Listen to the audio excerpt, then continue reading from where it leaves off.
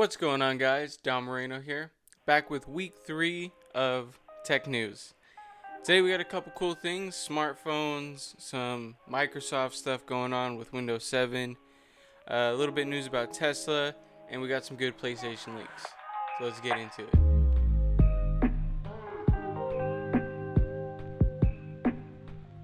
So the first thing I wanted to talk about this week was a Samsung Galaxy S20. There's been a lot of leaks, kind of some things that are confirmed, some things we know about it. We know basically the design, the spec list, and we know that they changed up their name to S20, which I'm guessing they did it for the year 2020 to catch up to the year.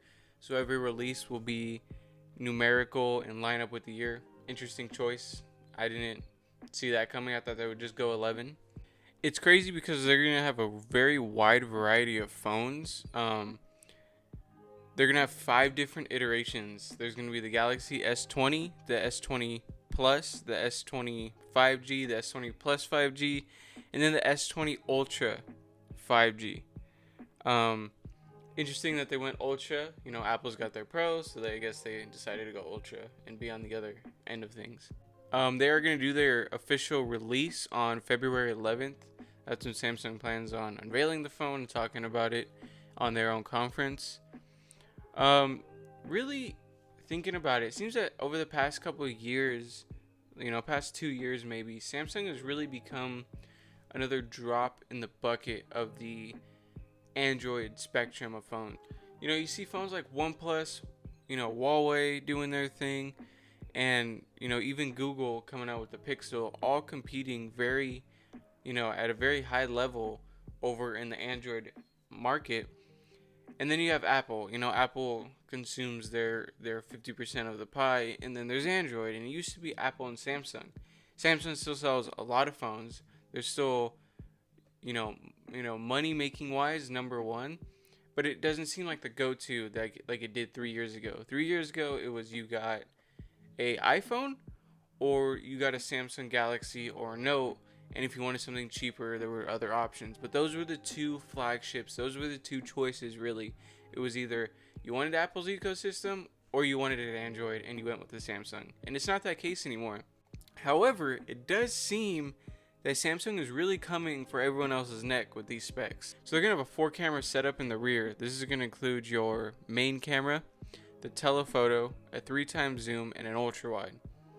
It's going to be starting at 128 gigabytes. They're all going to be upgradable with a micro SD up to an extra terabyte.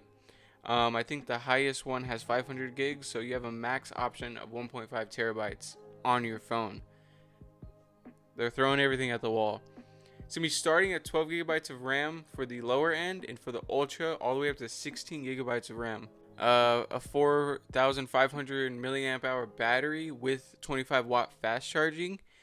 And, of course, the latest and greatest 865 Qualcomm processor to run the machine. So they're also going to be joining that high refresh rate life. 120 hertz is the rumor, and I believe that'll be true.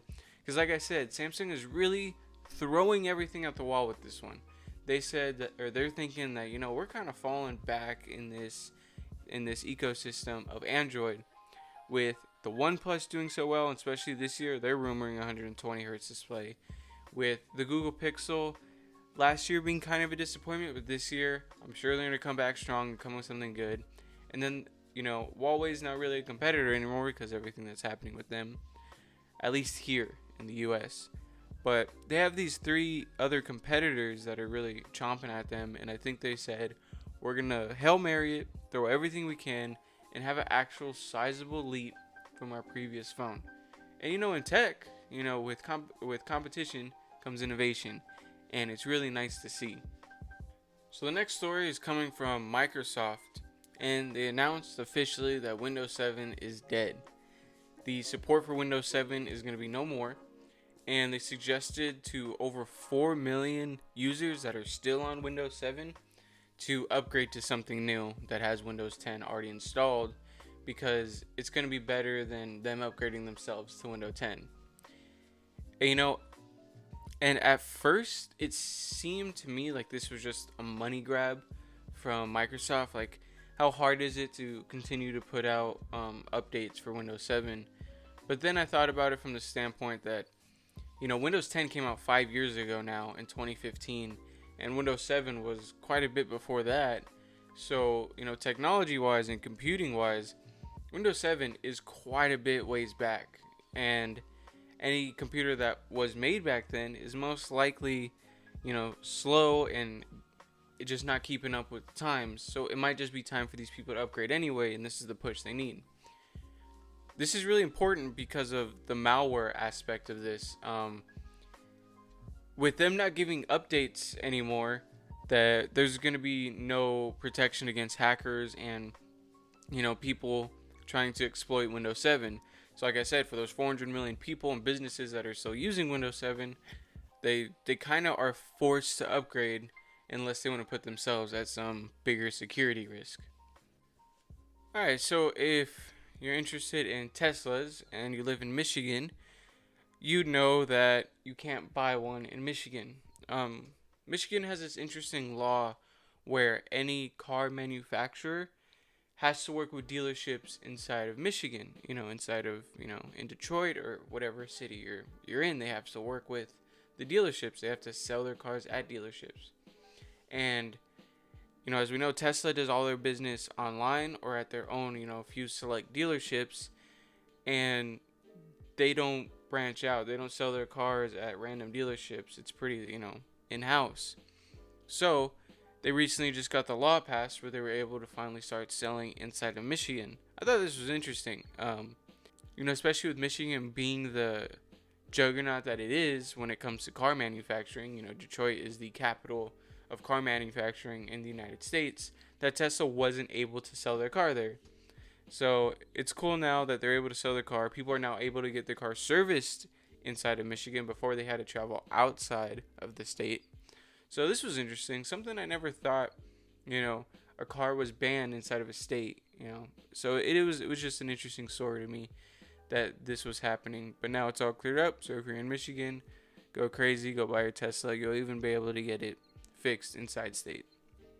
So the next thing I wanted to talk about was graphics cards, or one graphics card in particular, and that was the Radeon RX 5600 XT that recently was announced and then released by AMD. So this is their $280 card. It's meant to compete with something in the price range of a 1660 Ti.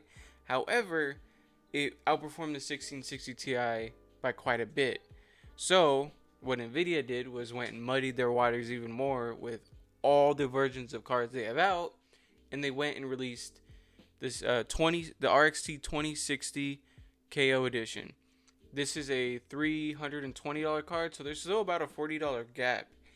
And based on benchmarks that I've seen, which I'll link down below to a video of someone who benchmarked these cards against each other, the 560 was only about 4 to 5% slower.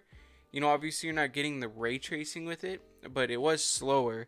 So it's interesting that, Nvidia decided to come out with a new card to directly compete with this one and then didn't make it the same price. If Nvidia was like, let's knock down the 2060 to maybe 300, then, it would compete, because the 1660 Ti is just not a competition for this one. And which is crazy because the 1660 Ti retails for about $250. So the price gap from the 1660 Ti to the 5600 XT is closer than to the 2060 KO edition. It's interesting that Nvidia would go muddy their waters even more, come up with another card that kind of makes their other cards obsolete, and then not even have it actually directly compete with the 5600. So I think if you're looking for a card in the sub $300 range, the RX 5600 XT from AMD is going to be your best bet. So finally, we got some PlayStation 5 leaks. These are going to be on the hardware aspect of things. The latest leak is basically about the performance of the PlayStation, and it's looking like the GPU in the PlayStation 5 is going to be comparable to the RX 2070 Super. When I first saw this, I think it's true. I think that they're going to aim for not the highest end. I don't think they're going to aim for the 2080 Ti, but I do think they're going to aim for something like the 2070. I think the 2060 is too low, and that 2070 Super is right there in that sweet spot. What was interesting to me is that's a $500 card. I do know that Sony has the advantage of mass producing things, and when you mass produce, this means that things become cheaper for them. So, this card, they might be able to mass produce it and bring the price down to $300 a card or something like that. But then you also have to factor in the case, the power supply, the RAM, the processor that's going to go into it, the controller, everything factored in. I really see the price range of these consoles releasing at no lower than 600. I think 600 to 700 is really going to be their release point. And it is possible also that they're going to do some kind of like two different versions, the regular and the pro or something like that. I do see that being an option also.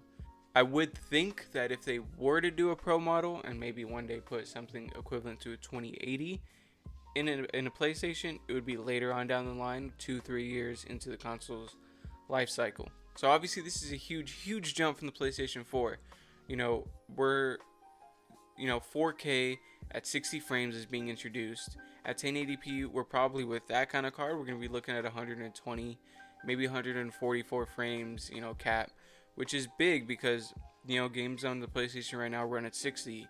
And if you're a gamer that's on a PC at all, you realize that 60 is it's really a bare minimum at this point. With high refresh rate screens becoming cheaper and cheaper, 120 is very soon, I think, going to become the standard. Now for 4K, it might be a different story, when you're playing some kind of story mode game or, something that's not really driven by frames, not something that's a first-person shooter, and it's more story-based, then I could see where the 60 frames, but having that 4K, is the right balance. So I really appreciate you guys watching this week of tech news. Like I always say, if you have anything, hit me in the comments down below. Go follow me on Instagram, on Twitch. If you have any stories, you want to share from Instagram, DM me them. I really want to check out new stories, new points of view on different things. Make sure you go down, subscribe, like the video, so you can keep coming back for every week of tech news, that we're always updated on the latest stuff. And until I got something else for you guys, thanks for watching.